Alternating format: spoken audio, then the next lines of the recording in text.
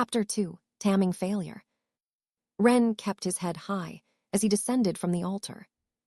His parents had sold everything for this moment, had worked double shifts. He wouldn't give these brats the pleasure of seeing him cry. The contract bond established itself with a flash so weak it barely illuminated his wrist. His beast now granted him a 10% increase in physical strength. That was all. For a scrawny boy like him, it meant maybe carrying one more small bucket of water, or lasting a few extra minutes in the field. Other children received the ability to manipulate elements, massive increases in speed or endurance, or even healing abilities. Every creature, from the most common to the rarest, granted power to its summoner. It was a fundamental law of the contract. Ron growled as crimson scales erupted along his arms, his nails hardening into reddish claws. His canines lengthened into sharp fangs, and a golden gleam appeared in his pupils. The salamander hadn't just granted him control over fire and a 40% increase to his strength. His entire body was adapting. His endurance, speed, and reflexes would increase by 20%, and with each evolution, these numbers would double. By the time the salamander reached Silver Rank 2, Ron would have triple the strength of a normal human, a 200% increase, 100% in all attributes plus increased resistance and his fire powers. Even a simple plant, what Ren had hoped to get, would have provided a 20% increase to vitality as its primary effect, plus a 10% boost to all attributes that could reach 30% or 40% with proper cultivation. The salamander hadn't just granted him control over fire and a 40% increase to his strength. His entire body was adapting. His endurance, speed, and reflexes would increase by 20%, and with each evolution, these numbers would double. By the time the salamander reached Silver Rank 2, Ron would have triple the strength of a normal human, a 200% increase, 100% in all attributes plus increased resistance and his fire powers. Even a simple plant, what Ren had hoped to get, would have provided a 20% increase to vitality as its primary effect, plus a 10% boost to all attributes that could reach 30% or 40% with proper cultivation. But the spore. Pathetic, someone murmured in the crowd. It's the only known beast that grants no base power, just that miserable 10% physical strength boost.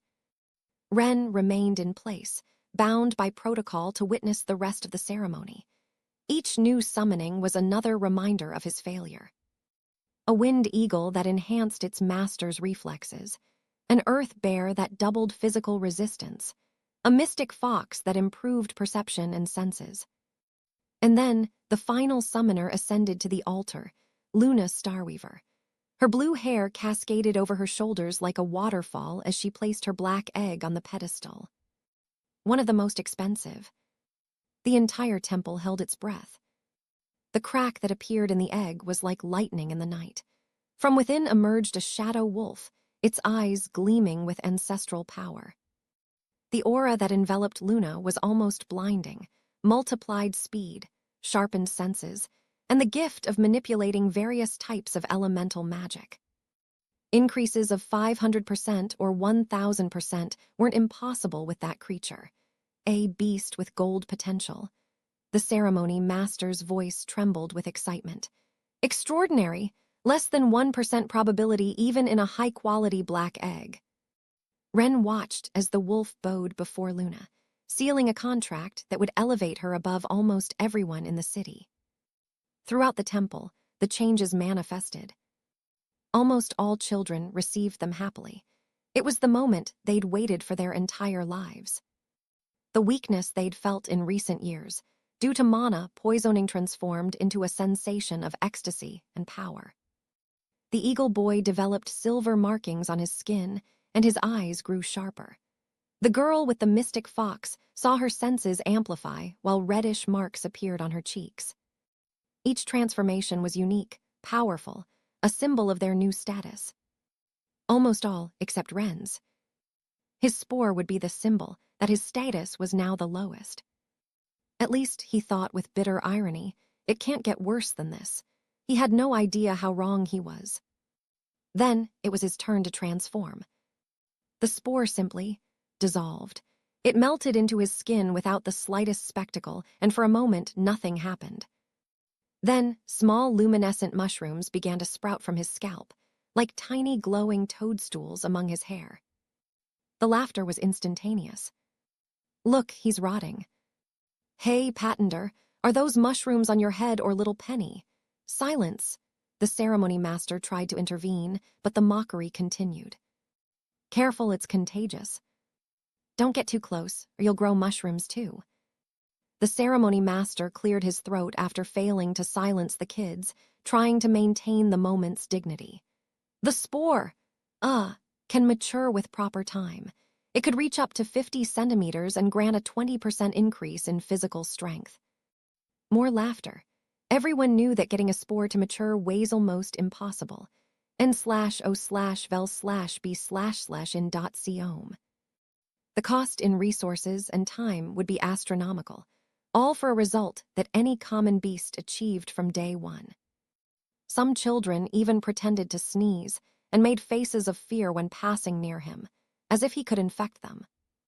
Each successful transformation around him only made his situation more pathetic, while others received claws, mystical marks, and changes that screamed power. He had gotten unpleasant decorations for his hair. Luna was the last to transform. The contract with her shadow wolf covered her skin with delicate silver marks that seemed to dance with the light. Her eyes acquired a supernatural gleam, and her blue hair rippled as if submerged in water. The aura of power emanating from her was almost tangible. 100% speed plus 50% increase in all physical capabilities, plus the gift of elemental magic. The mushrooms on Ren's head flickered weakly, as if even they were ashamed. "In 1 week," announced the ceremony master, "you will begin your formal education. The carriages will come to collect you for school as agreed in the contract, where you will remain until maturity, 8 years. Afterward, you will have a brief rest before beginning your military service." He paused. "Keep your beasts fused. It is a show of respect toward the sacred bond you have formed today." The ceremony ended.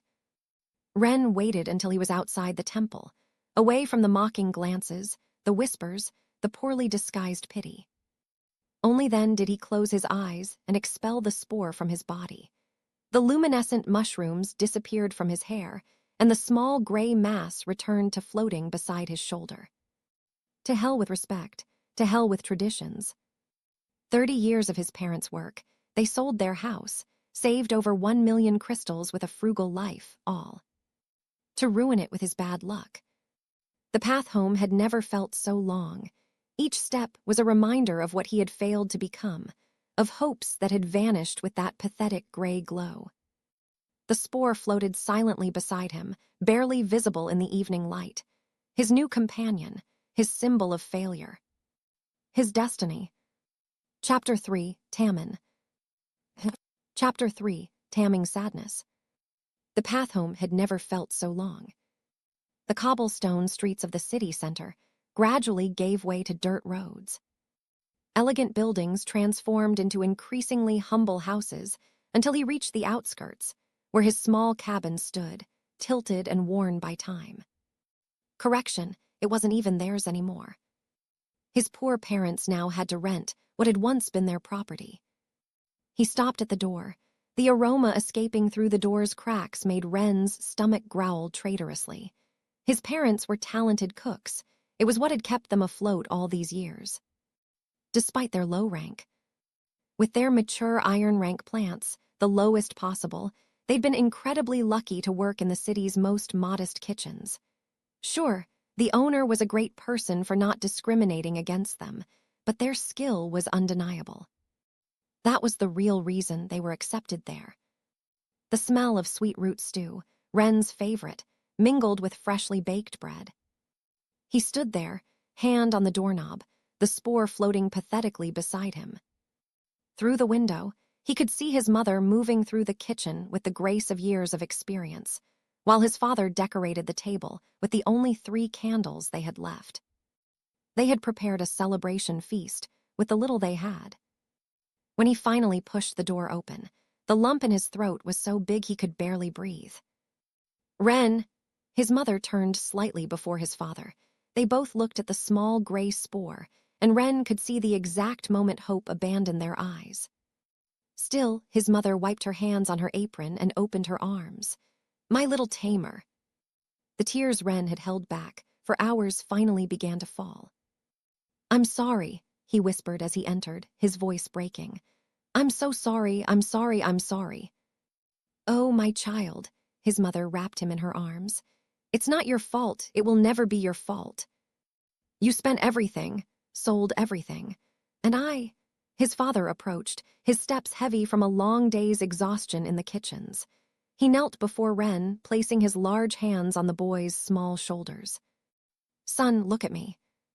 Ren looked up, his vision blurry with tears. "Remember when I burned an entire batch of bread last year?" Ren nodded, confused. "And remember what we did? We cut it into cubes and turned it into croutons." "Exactly," his father smiled. "Sometimes life doesn't give you what you expect, but that doesn't mean you can't make something good with what you have." "But the spore. It's part of you now," his mother added, "and we love every part of you." "Hey," his father joined the embrace, his voice hoarse. "You're our son. It doesn't matter if you have a spore or a dragon." But it did matter. Of course it mattered. The dining room was small but filled with love and the aroma of the outskirts' finest cooking. But try as he might, he couldn't enjoy it. His parents had prepared everything they could in their new situation.